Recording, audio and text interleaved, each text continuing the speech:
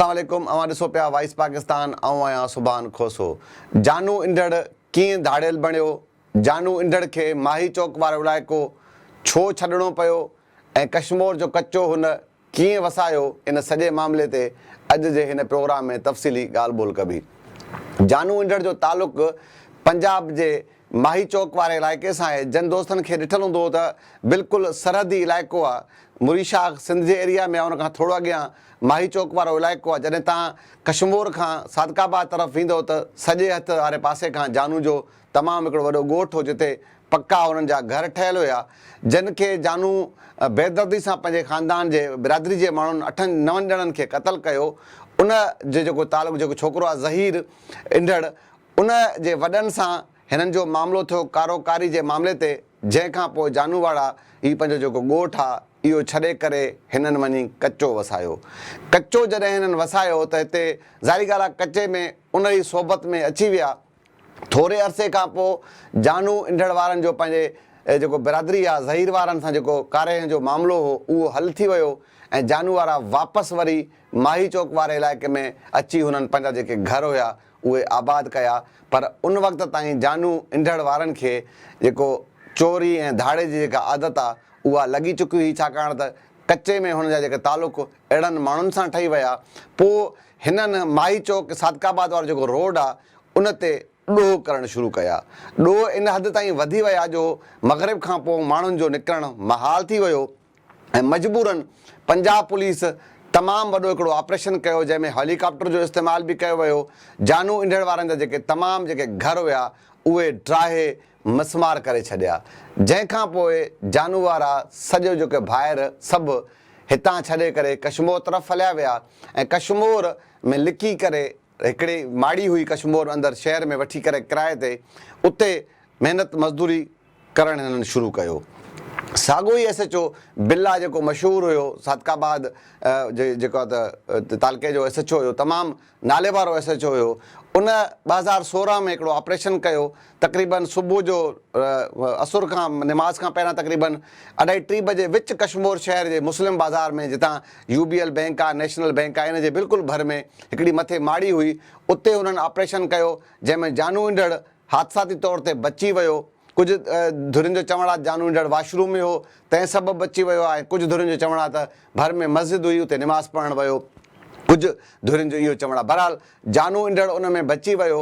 उन में 5 जानू इंदड़ जा भाउ ऐं 2 ॼणा ॿिया 7 ॼणनि खे जेको आहे पंजाब पुलिस मुक़ाबले में मारियो ऐं उतां माड़ी मां हेठि सभिनि जा लाश हेठि उछलाया ऐं इहो सॼो कश्मीर खे पंहिंजे अखियुनि सां ॾिठो। ऐं उन खां पोइ वरी जानू इंदड़ पंहिंजे जेको आहे भाउ ऐं भाइटे सां जेको हाणे मुंशी जेको मारिजी वियो आहे, उनजो पीउ बि उन वाक़े में मारिजी वियो। उनखे वठी करे पोइ वरी हिकु भेरो ॿीहर हिननि कचो वसायो ऐं उन खां पोइ जानू इंदड़ पंहिंजे भाइरनि जे पलांद तौर ते उन SHO खे जेको आहे त वरी शहीद कयो। उन मुक़ाबले में जानू उनखे मारियो ऐं अहिड़े ई तरीक़े सां पोइ जेके हीअ बिरादरी जा जेके जानू जा माण्हू हुया, जानू खे तेसिताईं लालच बि लॻी वई। जानू जो हिन बिरादरी जे माण्हुनि ते इहो इल्ज़ाम हो त SHO जॾहिं मुक़ाबिलो करे वापसि आयो त तव्हांजे पेट्रोल पंप ते बीठो, तव्हां हुनखे हार पाराया ऐं हिकिड़ी अख़बार जी कटिंग बि हुई। पोइ हुननि मालिकनि उहा पाण ॾियारी ज़हीर वारी धुर या कंहिं सहाफ़ी पंहिंजी तरफ़ां ॾेई छॾी। उहो बि जानू सबूत तो रखियूं वेठो, तव्हां हीअ पुलिस खे मुबारकबाद ॾिनी आहे त असांजे भाइरनि खे मारण जी, तंहिंजे करे तव्हां बि इनवाल आहियो। पहिरें मरहले में 2020 में जानू जेको आहे त उन्हनि खां भतो वसूल कयो। अहिड़े तरीक़े सां 5 लख रुपया भतो वसूल थियो ऐं पोइ वरी जानू ॿिए चकर इल्ज़ाम थ्रेट में उन्हनि खे रखी करे ॿिए दफ़ा वरी 3 लख रुपयनि जी डिमांड कई, जंहिं ते हुननि इनकार कयो ऐं पैसा न ॾिना। छाकाणि त ज़हीर वारा जेके जानू जा माइट आहिनि, ज़ात भाई आहिनि, हुन जा ख़ानदान जा आहिनि, उहे बेसिकली पैसे वारा आहिनि। पेट्रोल पंप्स, मुख़्तलिफ़ जेके ज़रे दवाऊं ठाहिण जूं जेका त ॿिज भाण ठाहिण ते टाइप ते फैक्ट्री ऐं मुख़्तलिफ़ तमामु वॾो हुननि जो कारोबार हो। तंहिं करे जानू 30 लख रुपयनि जी डिमांड कई ज़हीर वारी धुर खां, जिन ॾियण खां इनकार कयो। उन खां पोइ जानू वरी हिकु भेरो ॿीहर पेट्रोल पंप ते हमिलो कयो। दीदा दिलेरी सां हमिलो करे हिक ई ख़ानदान जे 9 माण्हुनि खे शहीद करे वरी वञी जानू कश्मीर जो कच्चो वसायो। अहिड़े तरीक़े सां जॾहिं जानू इहा वारदात कई त पंजाब पुलिस लाइ ही तमामु वॾो टारगेट थी वियो हो, छाकाणि त पंजाब अंदरि इन पैमाने ते ॾोह सरेआम विच शहर में मेन रोड ते जेको आहे वारदात थी, जिते बेदर्दी सां हिक ई ख़ानदान जे 9 माण्हुनि खे शहीद कयो वियो। अहिड़े तरीक़े सां पंजाब पुलिस पोइ जानू ते कमु करणु शुरू कयो। पंजाब पुलिस इहो पुख़्तो इरादो ठाहे छॾियो त हाणे कंहिं बि सूरत में जानू खे बख़्शणो न आहे। इहा जानू जी मुख़्तसर कहाणी हुई। जानू लाइ इहो ॿुधाइनि था त जानू जी अॼु बि उन इलाइक़े में ज़मीन मौजूदु आहे। अॼु बि उन इलाइक़े में जेके पुलिस हिन जा घर मसमार कया उहे एरियाज़ अञा बि मौजूदु आहिनि।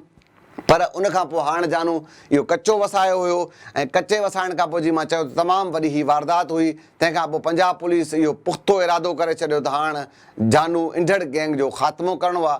पोइ इन्हनि खे इहो मोहरो हथायो जिनसार उस्मान उर्फ़ जिनसार, इन खे पुलिस तयारु कयो ऐं पुलिस जई चवण ते हू वियो आहे उते वञी करे हुननि खे मारण महिल बि हिकु हथ सां जेको आहे त हू वीडियो रिकॉर्ड कंदो रहियो आहे ऐं ॿी हथ सां जेको आहे त फायरिंग कंदे हुननि खे जानू ऐं जेको आहे सूमर शहर वारनि खे मारियो आहे। उहा वीडियो उन महिल हुन पुलिस खे व्हाट्सअप कई आहे ऐं पंजाब पुलिस सां मुसलसल राब्ते में हुजण सबबु हुन इहा कोशिशि कई त उहो रेस्क्यू हुनखे कयो वञे, पर हू रस्तो न सही जी मां पहिरियों प्रोग्राम में ॿुधायो हो त रस्तो भुली वियो, तंहिंजे करे जानू इंढड़ बि उन्हनि जे हथां उन्हनि जे माइटनि जे हथां ई मारिजी वियो आहे। इहो हुयो जानू जो मुख़्तसिर तारुफ़, जेको जानू हिकिड़े आम नंढड़े ज़मींदार खां धाड़ियल ताईं जेको सफ़र तय कयो ऐं आख़िर पाण बि पंहिंजे ई साथी हथां मारिजी वियो। अॼु सुभाणे वरी कंहिं ॿिए इशू कंहिं ॿिया मुलाक़ात थींदी। अला भाई।